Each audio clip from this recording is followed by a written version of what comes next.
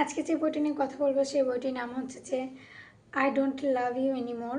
বইটি লিখেছেন ঋত্বিক সিং। আর এই বইটিতে অনেকগুলো ছোট ছোট লেখা আছে।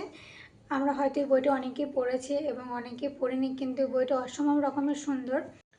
উনি বলছেন, my best friend once told me I don't think any one can ever love me, the can broke my heart, how heartbreaking it is so feel that it's impossible for someone to fall in love with you, that just because you don't fit into a box you don't deserve to be held with love and warmth, that love comes with looking a certain way, and if you cannot change your appearance people cannot choose to love you either.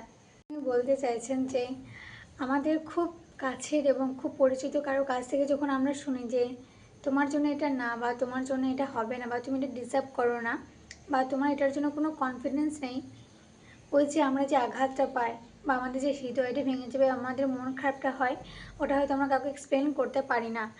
Even আমরা যখন আমাদের confidence আমরা হারিয়ে ফেলি এবং আমরা কোনো কিছুতে যে ব্যর্থতা থাকে সেই ব্যর্থতাকে লুকাতে যে আমরা আর প্রচেষ্টা করি, সেটাই মূলত উনি বলতে চাইছেন যে এগুলো যদি আমরা না নিজেদেরকে চেঞ্জেস আনি নিজেদের মধ্যে, তো ওই জিনিসগুলো আমরা কখনো পাবো না, বা ওই জিনিসগুলো আমাদের কাছে কখনো আসবে না, বা ওটার জন্য আমরা হয়তো এখনও তৈরি নই।